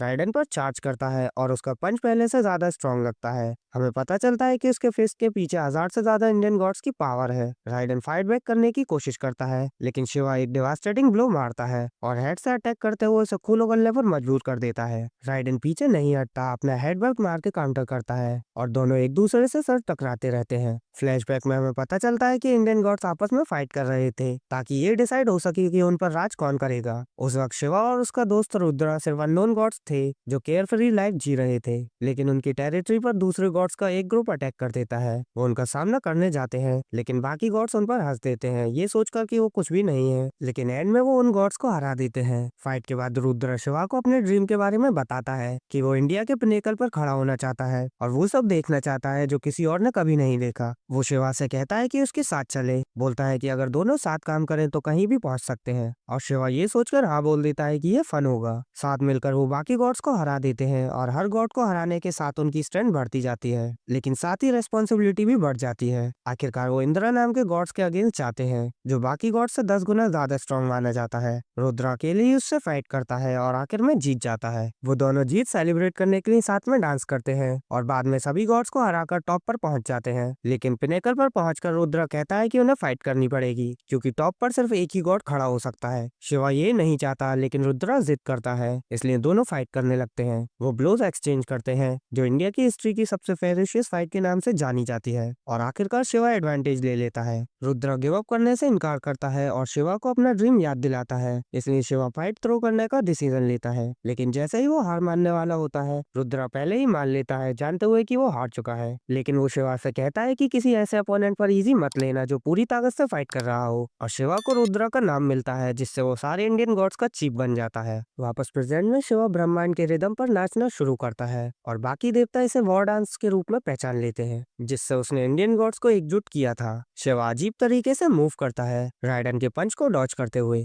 राइडन अपनी टांगे मजबूत करता है और दोबारा अटैक करने की कोशिश करता है, लेकिन शिवा आसानी से डॉज करके उसे किक मारकर दूर फेंक देता है। शिवा उसे बुरी तरह पीटना शुरू कर देता है और राइडन इस हमले के सामने बिल्कुल बेबस लगता है, लेकिन वो अपनी फोरआर्म को पंप करता है, एक मैसिव मीट शील्ड बनाता है जो शिवा के सारे अटैक्स को ब्लॉक कर देता है। शिवा का डांस उसके शरीर को आग में बदल देता है और वो अपनी जलती हुई फिस्ट से राइडन को लगातार मारते रहता है। शिवा अपनी टांग से स्ट्राइक करके उसके शील्ड को तोड़ देता है और राइडन का शरीर जलने लगता है। सबको लगता है मैनकाइंड हारने वाली है, लेकिन राइडन अचानक मुस्कुराता है क्योंकि उसे एहसास होता है कि वो अपने अपोनेंट से अपनी पूरी ताकत के साथ लड़ सकता है। फ्लैशबैक में हम 5 सील के राइडन को देखते हैं जब वो अपने सीनियर के साथ सूमो मैच करता है। वो आसानी से दूसरे लड़के को हरा देता है और राइडन अपनी विक्ट्री सेलिब्रेट करता है, लेकिन उसका सीनियर इंजर्ड हो जाता है और सब उसे एक मॉन्स्टर की तरह देखने लगते हैं। वो अपनी माँ से पूछता है कि वो बाकी बच्चों जैसा क्यों नहीं है, लेकिन उसकी माँ उसे बताती है कि उसकी ताकत देवताओं का गिफ्ट है, इसलिए उसे कमजोर लोगों की मदद के लिए यूज करना चाहिए। इसके बाद राइडन एक अच्छा आदमी बनकर बड़ा होता है और उसे अपने गाँव में रहना होता है, लेकिन एक दिन एक वॉल्केनो फट जाता है, सारी फसलों को बर्बाद कर देता है और अकाल पड़ जाता है। राइडन जानता है कि लोग दुख झेल रहे हैं, इसलिए 17 साल की उम्र में वो गांव छोड़कर एडिथोर जाता है। प्लान करता है सुमो रेसलर बनने का ताकि अपने गांव के लिए पैसा कमा सके।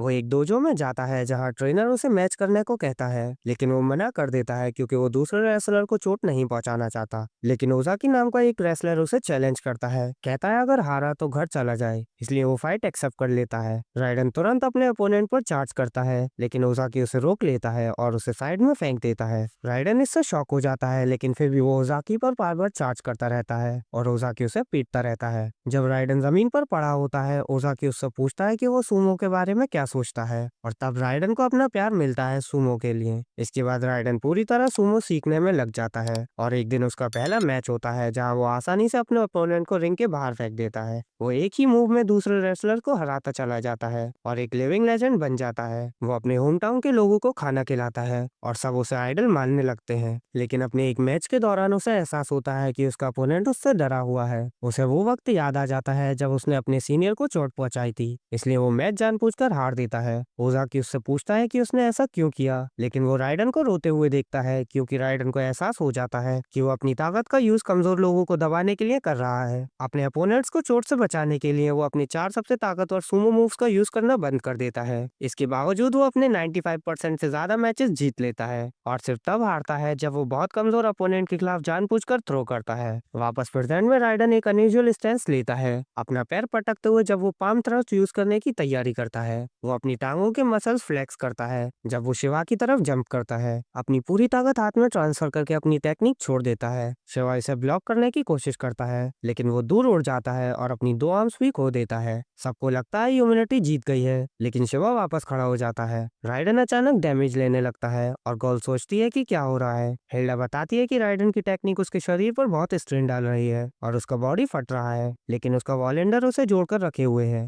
थर्ड उसके लिए वरीड होती है, लेकिन राइडन उसे कहता है कि उसके मसल को और तेज मूव करवाए। वो जानता है कि ये उसके बॉडी के लिए अच्छा नहीं होगा, लेकिन वो अपनी पूरी ताकत सुमो में डालना चाहता है, इसलिए थर्ड उसे अपनी पावर्स देती है और उसे सपोर्ट करने का फैसला करती है। शिवा हवा का झोंका महसूस करता है जब वो रुद्रा को अपनी फाइट देखते हुए देखता है। वो खुश होता है उसे अरीना में देखकर, साथ ही बाकी इंडियन गॉड्स को भी जो उस पर भरोसा रखते हैं, इसलिए वो और भी डिटरमाइन हो जाता है कि वो हारेगा नहीं। शिवा अपने सीने में अपने हाथ को घुसा देता है, अपने दिल को पकड़कर उसे तेज धड़कने पर मजबूर करता है और आग उसके शरीर को घेर लेती है जब वो अपने अल्टीमेट फॉर्म में बदल जाता है। दोनों एक दूसरे पर चार्ज करते हैं, ब्लोज एक्सचेंज करते हुए जब शिवा अपनी जलती हुई टांगों से राइडन पर अटैक करता है, उसके मसल जला देता है। हिल्डा जानती है कि राइडन डिसएडवांटेज में है क्योंकि फाइट लंबी हुई तो वो मसल लूज करेगा, लेकिन आर्मीज नोट करता है कि शिवा की टेक्निक भी उतनी ही खतरनाक है और वो उसका शरीर भी जलाकर खत्म कर सकती है। शिवा पीछे से राइडन पर अटैक करता है और राइडन आग झेलते हुए उसे पकड़ने की कोशिश करता है, लेकिन शिवा काउंटर करके उसके सर पर किक मार देता है। बाकी सुमो रेसलर उम्मीद छोड़ने लगते हैं, लेकिन ओजाकी बताता है कि राइडन अभी भी खड़ा है, पूरे सुमो के लिए लड़ रहा है, इसलिए सब उसे चीयर करते हैं और ये उसे और पावर देता है जब वो अपने सर से शिवा पर चार्ज करता है और उसे गिरा देता है। शिवा फिर खड़ा हो जाता है, लेकिन उसका शरीर टुकड़ों में टूटने लगता है, इसलिए इंडियन गॉड समझ जाते हैं कि वो अपनी लिमिट के करीब है, लेकिन वो जानते हैं कि राइडन भी बिल्कुल ऐसी ही सिचुएशन में है, इसलिए ये फाइट एंड्योरेंस का कॉन्टेस्ट बन चुकी है। दोनों टकराते हैं और क्राउड पागल हो जाती है जब वो ब्लोज एक्सचेंज करते हैं। दोनों किसी अपने से भी बड़े मकसद के लिए लड़ रहे होते हैं। वो इस फाइट के लिए सब कुछ दांव पर लगा देते हैं, लेकिन दोनों अपनी लिमिट के करीब पहुंच जाते हैं। राइडन दोबारा अपना पाम थ्रस्ट यूज करने की तैयारी करता है और शिवा उसे कहता है ब्रिंग इट ऑन। दोनों अपनी अल्टीमेट स्किल के साथ एक दूसरे पर चार्ज करते हैं, लेकिन शिवा का अटैक राइडन पर भारी पड़ता है और उसकी आर्म फाड़ देता है। वो शिवा का शुक्रिया अदा करता है कि उसने उसे अपनी पूरी ताकत यूज करने दी और थ्रड को अपना वॉलेंडर रिलीज करने को कहता है, लेकिन वो उसके साथ रहना चाहती है क्योंकि वो उससे प्यार करने लगी है। राइडन मानता है कि उसने बहुत अच्छा टाइम बिताया और शिवा उसे फिनिश कर देता है। वो राइडन का शुक्रिया करता है कि उसने उससे सबसे बड़ी फाइट दी, और जब वो वहां से चला जाता है राइडन की सोल टूट जाती है। जब शिवा अरीना छोड़ता है वो रुद्रा से मिलता है जो उसे गिरते हुए पकड़ लेता है। जूस उसके पास आता है, कहता है वो बुरी हालत में है। जब शिवा मानता है कि वो लगभग हार गया था, कहता है ह्यूमंस ऑसम है, और जूस हंसकर उससे एग्री करता है। इसी बीच गोल्ड थ्रोट की मौत का शोक मनाती है। हिल्डा से पूछती है वो मैनकाइंड को बचाने के लिए इतनी दूर क्यों जा रहे हैं। हिल्डा राइडन का कप फॉलन हीरोज के ऑल्टर पर रख देती है, कहती है कि अब वो गॉड्स के खिलाफ 2-3 हो गए हैं। हम जूस को एक पेड़ के पास जाते हुए देखते हैं जहां वो बूढ़ा को चॉकलेट्स खाते हुए पाता है। वो एक चॉकलेट लेना चाहता है, लेकिन बूढ़ा उसे एक भी नहीं देता और सारी चॉकलेट एक साथ खा जाता है। जूस उससे नेक्स्ट मैच में फाइट करने को कहता है, बोलता है उसे हारना पसंद नहीं, और अपनी ऑरा से बूढ़ा को थ्रेटन करता है।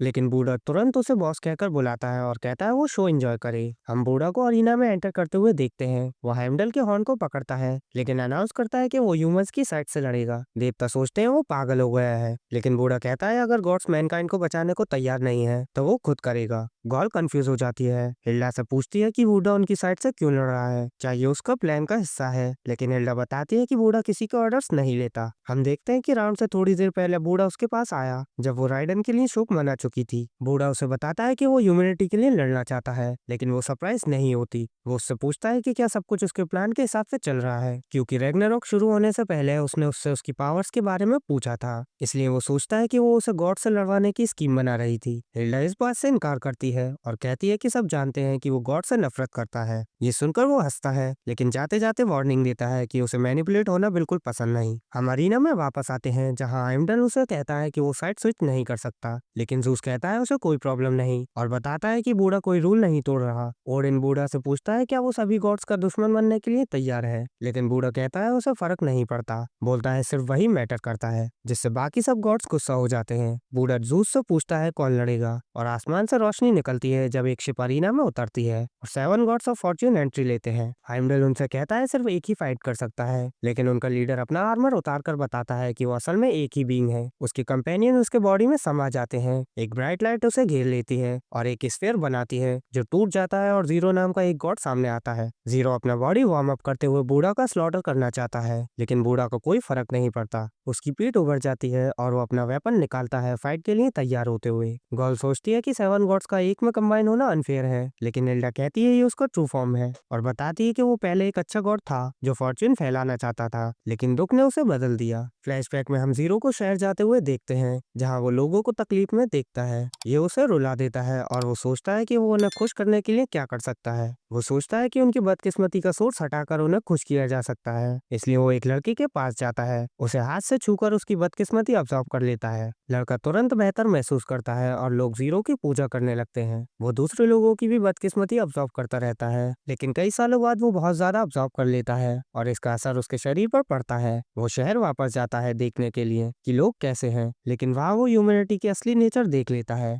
बदकिस्मती के बिना लोग बुराई में घिर जाते हैं और एक आदमी उससे टकरा जाता है जिससे वो जमीन पर गिर जाता है और जीरो पहचान लेता है कि वो आदमी वही लड़का है जिसे उसने सालों पहले मदद की थी। वो उस आदमी से पूछता है वो कैसा है, लेकिन आदमी उसे पहचानता तक नहीं और उसे दफा हो जाने को कहता है। जीरो को यकीन नहीं होता। वो सोचता है कि उसने सब कुछ किया फिर भी लोग क्यों दुखी हैं। उसी वक्त बूढ़ा अपने डिसिपल्स के साथ वहाँ आता है। जीरो नोटिस करता है कि बूढ़ा के डिसिपल्स शेवी और पुअर लगते हैं, लेकिन वो सोचता है कि शहर के लोगों के अनलाइक वो इतने खुश क्यों हैं। जीरो बूढ़ा को बुलाकर पूछता है कि उसके फॉलोअर्स इतने फॉर्चुनेट क्यों लगते हैं, क्योंकि जब उसने ह्यूमंस की मिस फॉर्च्यून ऑब्जर्व की थी तो वो और खराब हो गए थे। बूढ़ा उसे बताता है कि फॉर्च्यून दिया नहीं जा सकता, वो खुद कमाना पड़ता है। कहता है जहाँ रोशनी होती है वहाँ साया होता है, और जीरो को अलाइनमेंट के लिए उसके साथ आने को कहता है। जीरो रोते हुए भाग जाता है, जेलस महसूस करता है क्योंकि एक ह्यूमन होते हुए भी बूढ़ा लोगों को ज्यादा फॉर्चुनेट बना पाया, जबकि ये उसका काम होना चाहिए था। जब वो नदी के किनारे शोक मना रहा होता है तब अचानक डार्क एनर्जी उसे घेर लेती है और उसका प्यार नफरत में बदल जाता है, उसे आज का जीरो बना देता है। जंगल में 3 लोगों से देख लेते हैं और वो तुरंत भाग जाते हैं जब वो उनका पीछा करता है। वो औरत को मारने की तैयारी करता है, लेकिन वो रुककर अपने बेबी को शील्ड करती है। इससे वो हिचकिचाता है, मारने की इच्छा को रोकता है और खुद को 7 गॉड्स ऑफ फॉर्च्यून में बांट देता है। प्रेजेंट में वापस जीरो सोचता है कि अब बूढ़ा को पनिश करने का टाइम आ गया है, लेकिन बूढ़ा अचानक उसे किक मारता है, उसे घुटनों पर गिरा देता है और याद दिलाता है कि फाइट पहले ही शुरू हो चुकी है। जीरो वापस खड़ा होता है, अपनी एक्स से अटैक करता है, लेकिन बूढ़ा अपनी स्पेशल आई की वजह से आसानी से वेट कर लेता है। जीरो गुस्सा हो जाता है, अपनी एक्स को पागलों की तरह घुमाता है, लेकिन बूढ़ा हर अटैक डॉज कर लेता है। जीरो फ्रस्ट्रेट हो जाता है और उसकी एक्स साइज में बड़ी होने लगती है। जूस बताता है कि जीरो की एक्स मिस फॉर्च्यून अब्सॉर्ब करती है और जितना ज्यादा अब्सॉर्ब करती है उतनी स्ट्रांग होती जाती है। हिल्डा ऐड करती है कि जीरो का बूढ़ा को हिट ना कर पाना भी उसके लिए मिस फॉर्च्यून है, इसलिए जैसे जैसे फाइट लंबी होगी वो और स्ट्रांग होता जाएगा। गॉल बूढ़ा की डॉजिंग एबिलिटी से इम्प्रेस हो जाती है, क्योंकि वो जीरो के अटैक से पहले ही मूव कर लेता है और हमें पता चलता है कि उसकी आंखें उसे प्री रिकॉग्नाइजेशन की पावर देती हैं। जीरो बार बार मिस करता रहता है। बूढ़ा से पूछता है क्या वो उसका मजाक उड़ा रहा है और बूढ़ा अचानक काउंटर बैक करता है। बूढ़ा उसे टॉन्ट करता है, उसे और गुस्सा दिला देता है और फिर उसे बुरी तरह पीटना शुरू कर देता है। बात एक तरफा लगती है, लेकिन जीरो अचानक अपनी पुरानी बदकिस्मती याद करता है और एक पावरफुल ऑरा रिलीज करता है। एक्स उसकी मिस फॉर्च्यून अब्सॉर्ब कर लेती है और हद से ज्यादा मैसिव हो जाती है। जीरो अपनी एक्स बूढ़ा पर घुमाता है, लेकिन बूढ़ा अपनी जगह पर खड़ा रहता है और अपना स्टाफ एक्टिवेट करता है। एक्स पूरे एरिया को तबाह कर देती है, लेकिन बूढ़ा का स्टाफ एक शील्ड में ट्रांसफॉर्म हो जाता है और उसे अटैक से बचा लेता है। हिल्डा बताती है कि बूढ़ा का स्टाफ एक डिवाइन ट्रेजर है, जिसमें बुद्धिज्म के 6 रेल्म गार्डियंस की पावर है और ये बूढ़ा के इमोशंस के हिसाब से अपना फॉर्म चेंज करता है। बूढ़ा एक्स को पीछे धकेल देता है जब जीरो उसे एक सेरेडेटरी स्वॉर्ड में ट्रांसफॉर्म कर देता है। बूढ़ा का वेपन क्लब का फॉर्म ले लेता है और उसे चार्ज करने का सिग्नल देता है, तो वो जीरो की तरफ डैश करता है, उसका अटैक डॉज करता है और हिट लैंड करता है। फ्लैशबैक में हम जानते हैं कि बूढ़ा नेपाल की एक रॉयल फैमिली का प्रिंस था और उसके पास वो सब कुछ था जो कोई आदमी चाह सकता है। एक शाम उसका पिता जो किंग था उसे बताता है कि उसकी डेस्टिनी पूरी दुनिया का राजा बनना है। वो अपने राज्य के लोगों को खाना खिलाने में मदद करता है और कहता है कि रॉयल्टी का फर्ज होता है लोगों के लिए फॉर्च्यून लाना। एक दिन वो अपने दूर के रिलेटिव किंग जताका से मिलता है और वो बूढ़ा की डेस्टिनी के बारे में बात करते हैं। बूढ़ा सोचता है जताका खुश होगा क्योंकि किंगडम प्रॉस्पिरस है, लेकिन जताका बताता है कि वो फॉर्चुनेट नहीं है क्योंकि वो एक लाइफ थ्रेटनिंग डिसीज से सफर कर रहा है और अपनी पूरी जिंदगी उसने सिर्फ लोगों की सेवा की है, इसलिए उसे पता ही नहीं कि आउटसाइड वर्ल्ड कैसा होता है। आखिरकार जताका मर जाता है और सब उसकी मौत का शोक मनाते हैं, ये सोचकर कि उसने एक खुश जिंदगी जी। लेकिन बूढ़ा जानता है कि ऐसा नहीं था। उस पल बूढ़ा अपनी जिंदगी और अपनी फॉर्च्यून के बारे में सोचता है जो उसे बस मिल गई थी। वो घोड़े से उतरता है और हंसने लगता है, कहता है कि उसे एनलाइटमेंट मिल चुकी है। वो जताका के फ्यूनरल पर जाता है जहाँ वो हर जगह फूल फेंकता है और जताका का कैस्केट उठा लेता है। सब उसके बिहेवियर को कंडेम करते हैं, लेकिन उसे कोई फर्क नहीं पड़ता क्योंकि वो कहता है जटाका को उनकी प्रेयर्स की जरूरत नहीं, ट्रू फॉर्च्यून अंदर होती है। वो जटाका के रिमेज को नदी तक ले जाता है जहाँ कैस्केट को बहने देता है और सब कुछ छोड़कर विल्डरनेस की जर्नी पर निकल जाता है। वो एक ग्रुप को पाता है जो भूखे रहकर एनलाइटमेंट पाने की कोशिश कर रहे होते हैं और उनमें से एक भूख से गिर चुका होता है। उनका लीडर कहता है यही माइंड को प्योरीफाई करने का तरीका है, लेकिन बूढ़ा उस आदमी को खाना देता है और कहता है खाना खाओ। लीडर उसके एक्शन को कंडेम करता है, लेकिन बूढ़ा को परवाह नहीं होती। वो कहता है वो बस आदमी को खिलाना चाहता है। ग्रुप बूढ़ा को फॉलो करना शुरू कर देता है और वो उन्हें भूखा रहने के बजाय आराम से लेटना और चिल करना सिखाता है। एक शाम एक लड़की को गॉड्स के लिए सेक्रीफाइस किया जाने वाला होता है, लेकिन बूढ़ा उसे बचा लेता है। वर्शिपर गॉड्स के रैथ से डरते हैं, लेकिन बूढ़ा कहता है वो खुशी खुशी गॉड से लड़ेगा। हिल्डा बताती है कि बूढ़ा उन लोगों से नफरत करता है जो दूसरों पर डेस्टिनी थोपते हैं या उनकी इनर हैप्पीनेस छीन लेते हैं, इसी वजह से वो गॉड से लड़ रहा है। जीरो अपने वेपन को घुमाता है और उसे 2 स्वॉर्ड में ट्रांसफॉर्म करता है, जबकि बूढ़ा अपने डिवाइन ट्रेजर को पोल एक्स बना लेता है। वो ब्लोज एक्सचेंज करते हैं, लेकिन बूढ़ा के पास प्री रिकॉग्नाइजेशन होने की वजह से उसे एडवांटेज होता है। जीरो फ्लैश हो जाता है, लेकिन ये उसे और ज्यादा गुस्सा दिलाता है और उसका वेपन फिर से ट्रांसफॉर्म होता है। उसकी ब्लेड बूढ़ा की तरफ आती है, लेकिन बूढ़ा का वेपन नाइफ का फॉर्म ले लेता है और वो ब्लेड्स को डिस्ट्रॉय कर देता है। वो डिस्टेंस क्लोज कर लेता है और दोनों के वेपन्स क्लैश होते हैं जब क्राउड बूढ़ा के लिए चीयर करने लगता है। जीरो अपसेट हो जाता है क्योंकि कोई भी उस पर ध्यान नहीं दे रहा, बिल्कुल उसके पास्ट की तरह, और वो अचानक अपना वेपन एक्सटेंड करता है, ऑलमोस्ट बूढ़ा को हिट कर देता है। बूढ़ा उसे कहता है कि उसे खुद से प्यार करना चाहिए, लेकिन जीरो इसे नॉनसेंस कहकर अटैक करने लगता है। बूढ़ा कहता है कि उसे जीरो पसंद आने लगा है, लेकिन जीरो सोचता है वो झूठ बोल रहा है। लेकिन जब वो बूढ़ा को देखता है तो उसे उसके चेहरे पर सिंसियरिटी दिखाई देती है। इससे उसे रियलाइज होता है कि वो बस बूढ़ा जैसा बनना चाहता था जो सबका प्यारा है, और उसका वेपन धीरे धीरे पावर खो देता है। बूढ़ा अपना वेपन फेंक देता है, कहता है कि वो सब कुछ अपने हाथों से खत्म करना चाहता है। वो एक दूसरे से लड़ने लगते हैं। जब जीरो रियलाइज करता है कि बूढ़ा ही उसे सबसे ज्यादा समझता है और वो आखिरकार खुश महसूस करता है जब बूढ़ा उसे पंच से गिरा देता है। क्राउड बूढ़ा के लिए चीयर करता है और जीरो की मिसफॉर्च्यून उसके शरीर से निकल जाती है, उसे उसके ट्रू फॉर्म में लौटा देती है जहाँ वो फिर से लोगों को खुश करना चाहता है। लेकिन अचानक उसके सर पर हॉर्स वापस आ जाते हैं, उसे दर्द होता है और उसके शरीर से दो ड्रैगन्स निकल आते हैं। वो उसे घेर कर एक स्पेयर बनाते हैं और उसमें से एक मैसिव डीमन निकल कर आता है। बूढ़ा पीछे जंप करता है, उसके मूवमेंट रीड नहीं कर पाता और सोचता है ये क्या हो रहा है। डीमन बताता है कि जीरो अब नहीं रहा और अपना इंट्रोडक्शन पपियस डीमन किंग के रूप में देता है। बूढ़ा सोचता है वो क्या चाहता है और पपियस कहता है वो कुछ श्योर नहीं, लेकिन वो अपनी पावर टेस्ट करना चाहता है। एरिस हरमीस से पपियस के बारे में पूछता है लेकिन उसे भी कुछ नहीं पता होता। हेडिस अचानक उनके साथ आता है, कहता है पपियस गॉड नहीं है और एरिस तुरंत अपनी चेयर छोड़ देता है। हेडिस रिवील करता है कि पपियस अंडरवर्ल्ड का एक लेजेंडरी बर्जर्कर है जहाँ डैम सोल भटकती रहती है। वो बताता है कि अंडरवर्ल्ड का किंग होने के बावजूद उसने पपियस को पहले कभी नहीं देखा और वो सोचता है कि कोई गॉड उसमें क्यों बदल गया। बूढ़ा पपियस से फाइट शुरू करता है लेकिन लगता है वो उसके मूवमेंट प्रिडिक्ट नहीं कर पा रहा। हिल्डा नोट करती है कि बूढ़ा की आइस उसे सोल के फ्लिकर्स देखने देती है जो बॉडी से पहले मूव करती है, लेकिन पपियस की सोल पूरी तरह डार्क है इसलिए वो कुछ भी नहीं देख पाता। पपियस अपनी फुल पावर के साथ फाइट करने का फैसला करता है, अपनी आर्म फ्लेक्स करता है और अपने वेपन को ड्रिल में टर्न कर देता है। वो बूढ़ा की तरफ चार्ज करता है जो अपनी शील्ड से डिफेंड करने की कोशिश करता है, लेकिन ड्रिल सीधा पार हो जाती है और बूढ़ा की आइस निकाल देती है। पपियस इंप्रेस होता है कि बूढ़ा उसका अटैक डॉज कर पाया क्योंकि वो उसका एम हेड पर रख रहा था। वो अपनी आर्म को एक्स में ट्रांसफॉर्म करता है और अपना असॉल्ट कंटिन्यू करता है। वो ब्लोज एक्सचेंज करते रहते हैं और बूढ़ा फिर एक और हिट ले लेता है।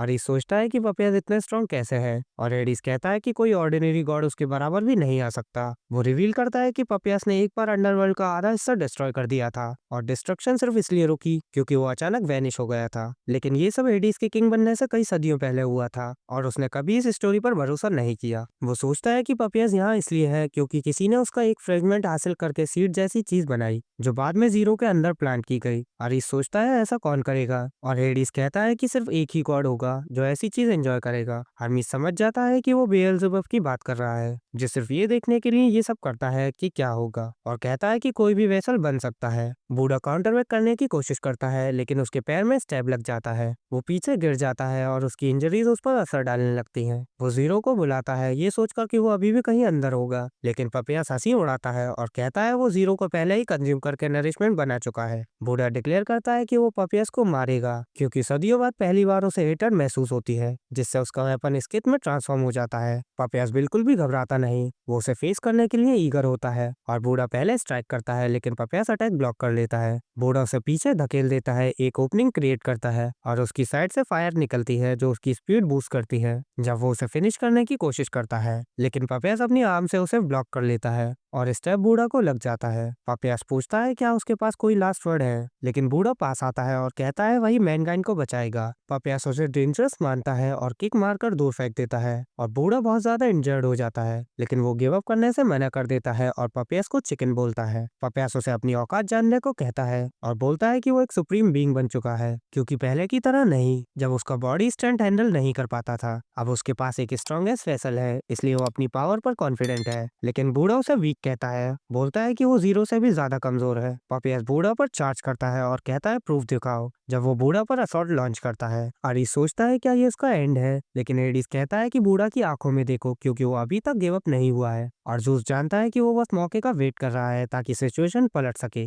बूढ़ा को पीछे धकेल दिया जाता है लेकिन वो फिर भी अपने पैरों पर खड़ा रहता है और पपियस सोचता है वो अभी तक कैसे खड़ा है। बूढ़ा उसे कहता है ब्रिंग इट ऑन, जो पपियस को डरा देता है और उसके हाथ कांपने लगते हैं। वो इसे एक्सेप्ट करने से मना कर देता है, अपनी आर्म को फाड़ देता है ताकि अपना फियर जीत सके और उसे स्वॉर्ड में बदल देता है। बूढ़ा अपनी स्किट के साथ चार्ज करता है लेकिन पपियस अपनी स्किल सेट काउंटर करता है और स्किट तोड़ देता है। वेपन अपने ओरिजिनल फॉर्म में वापस आ जाता है और पपियस उस पर रश करता है और आखिरकार बूढ़ा का स्टाफ डिस्ट्रॉय कर देता है। लगता है बूढ़ा के लिए ये एंड है और पपियस किल करने के लिए आगे बढ़ता है, लेकिन उस पल उसे एक विजन दिखता है जहाँ वो अपने पीछे लाइट देखता है और जब वो उस तक हाथ बढ़ाता है तो कोई हाथ उसे पकड़ लेता है। बूढ़ा होश में आता है और अचानक हंसने लगता है। पापिया सोचता है कि वो पागल हो गया है, लेकिन जब बूढ़ा वापस खड़ा होता है तो वो कहता है कि उसने अपनी इमेच्योरिटी पर काबू पा लिया है। उसका हेयर बैंड टूट जाता है, जिससे वो एक नई अपीयरेंस ले लेता है और वो जीरो का वेपन उठा लेता है। जीरो से कहता है कि वो साथ में फाइट करेंगे जब वो वैलेंडर टेक्निक एक्टिवेट करता है।